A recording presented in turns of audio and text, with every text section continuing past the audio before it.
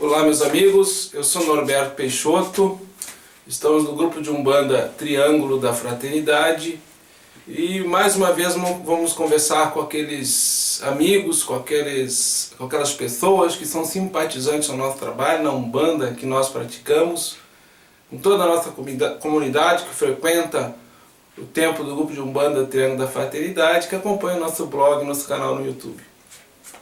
Antes de nós entrarmos no tema propriamente dito, hoje nós falaremos sobre ori, cabeça, glândula pineal e mediunidade na Umbanda que nós praticamos. Eu queria comentar como é que nós estamos chegando às conclusões, digamos assim, da doutrina que nós preconizamos ou praticamos no nosso templo, que nós estamos dividindo com a nossa comunidade. Como sempre dissemos, não temos a intenção, nunca tivemos, de impor doutrina ou qualquer senso de superioridade a quem quer que seja, ou de impor verdades. Queremos tão somente dividir a nossa prática, a nossa ideologia doutrinária com os orixás, com a prática espiritual, litúrgica, ritualística do nosso templo, com aqueles que são simpáticos ao nosso trabalho.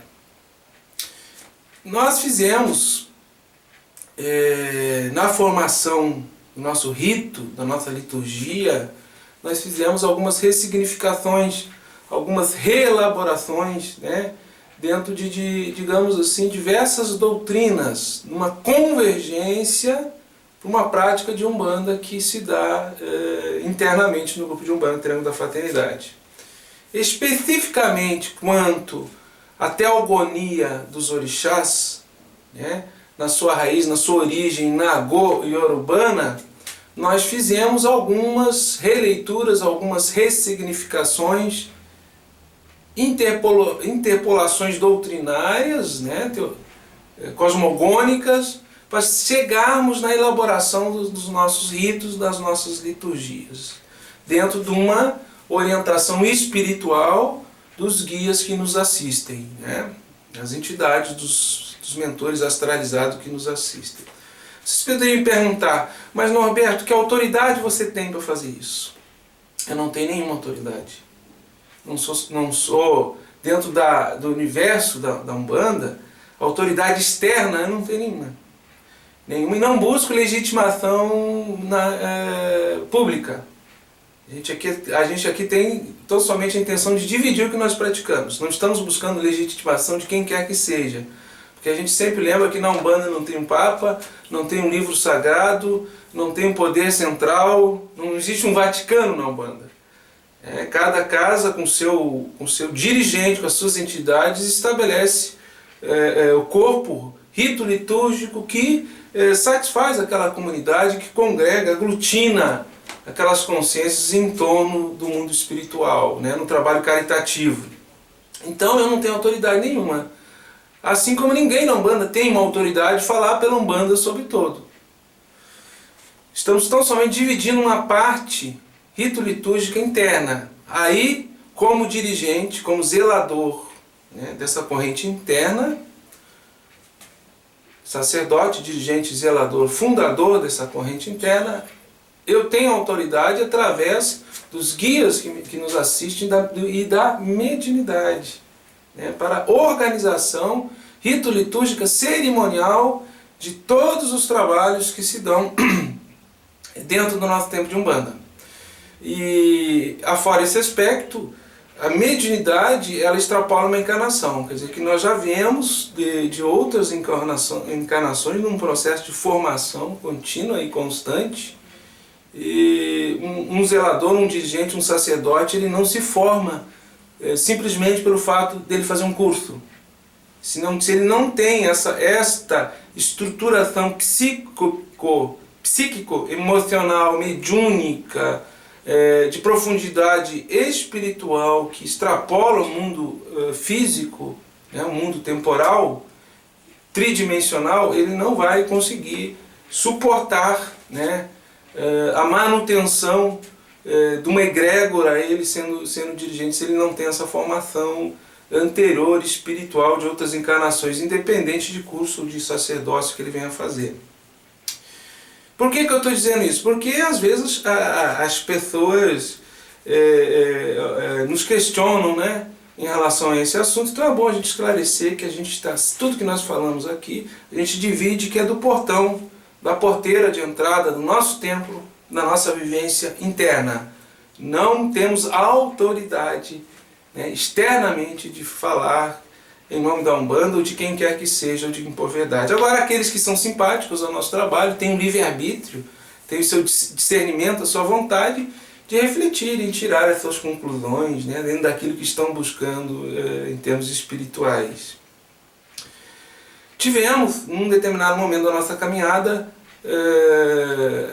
o recebimento através de um rito específico das ordens e direitos de trabalho de Pai Tomé, através de Roger Feraldi, e que estamos procurando honrar até o dia de hoje, né, como se fosse uma confirmação daqueles direitos que já viriam de encarnações passadas e do nosso compromisso com a Umbanda nessa encarnação.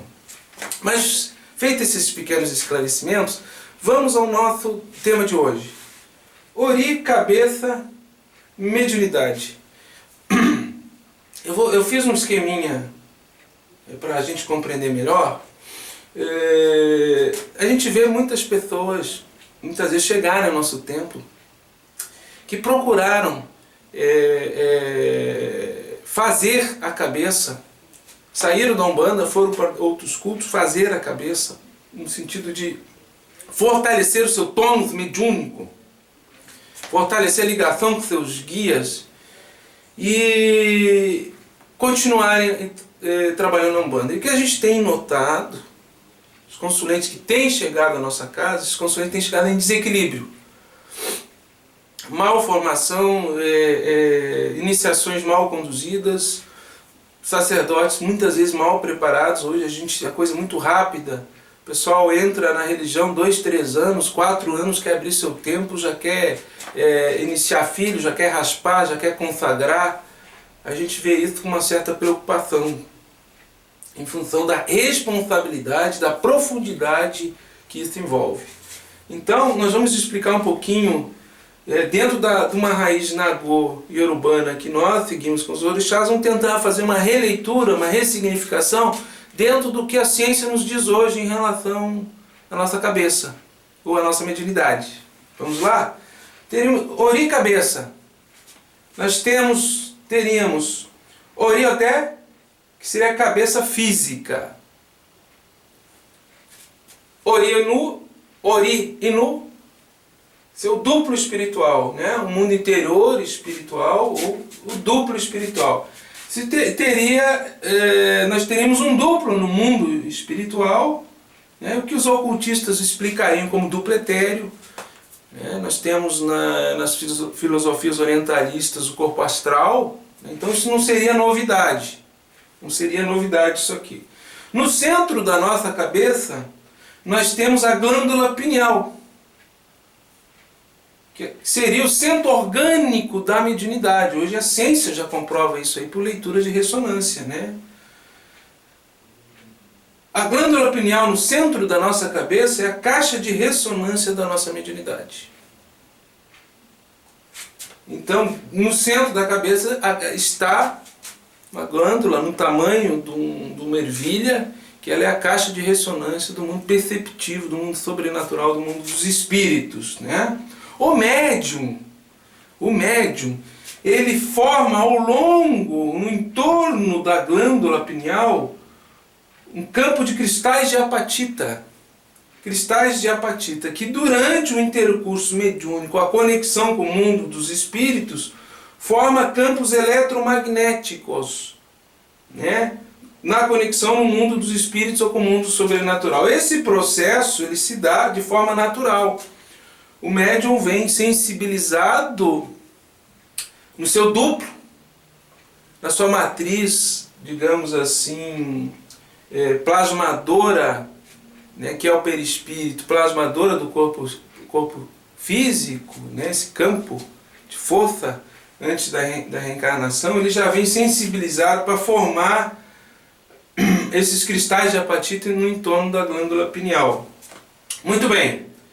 Dito isso, o que acontece? Nós, para fortalecermos o nosso centro orgânico, né, ou essa caixa de ressonância, no sentido de ampliar a nossa percepção do mundo dos espíritos, alguns irmãos nossos procuram, né, alguns ritos de iniciação em outros cultos, onde ele raspa a cabeça e ali ele é catulado, ele é feito um corte ritual em cima da cabeça e botado alguns elementos, né, para alimentar, digamos assim, o seu duplo, fortalecer o seu duplo espiritual, seu Orienu, e também o sangue através do corte ritual. Respeitamos os demais cultos, respeitamos, não temos o senso nem o direito de julgar quem quer que seja.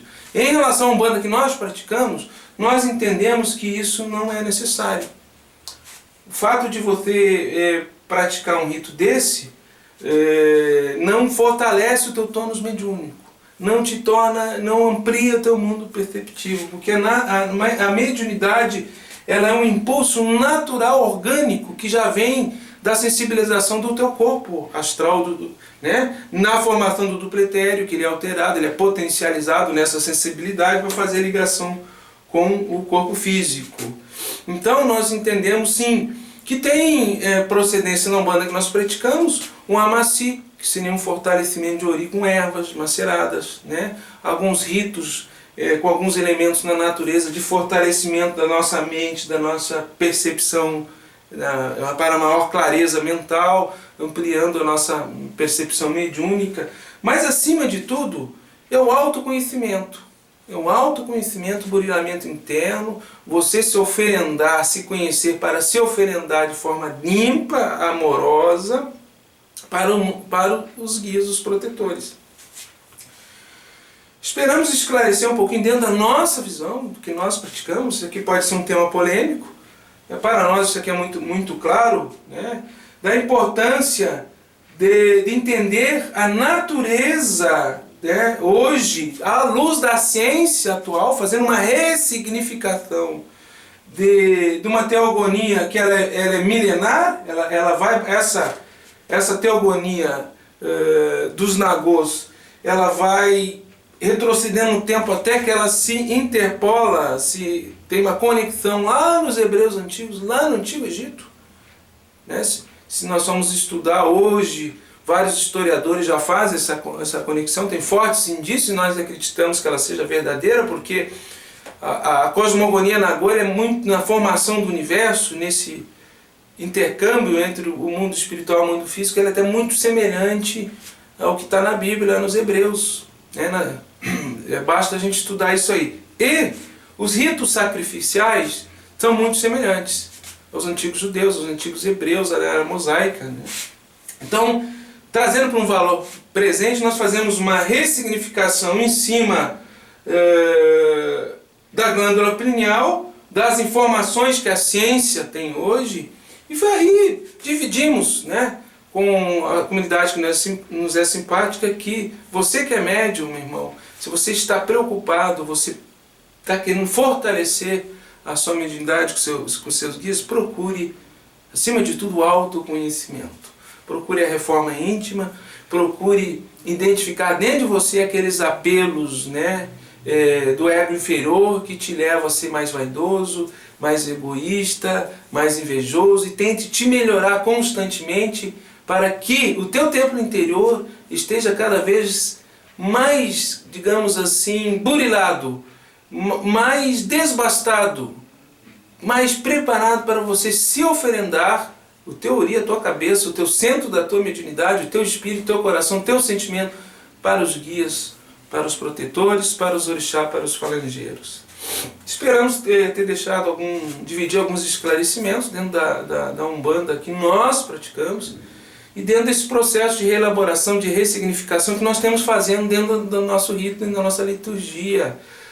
Como já trouxemos os otados orixás para o Congá, não estão num quartinho fechado, né, com acesso a poucos eleitos, nós trouxemos o otá os assentamentos dos orixás para o nosso congá, e temos assentados no chão do nosso abatá, no chão do templo, pontos de força, né, de todos dos orixás que nós cultuamos, democraticamente divididos nessa comunidade, nesse espaço sagrado para todos os médios. Esperamos assim contribuir um pouco, dividindo o que nós estamos praticando, que você, meu irmão, que é simpático ao nosso trabalho, que você é simpático ao Templo de Umbanda Triângulo da Fraternidade, procure encontrar as respostas que você está procurando. Em relação ao uso do elemento sangue, nesses processos, digamos assim, mediúnicos, né, envolvendo a mediunidade, indico o livro Magia de Redenção, de Ramatiz, que ali é muito esclarecedor nesse sentido e como se dá a ligação com o mundo astral baseado nesse elemento. Nosso muito obrigado, muito axé, saravá fraterno a todo, que Oxalá nos proteja sempre. Obrigado.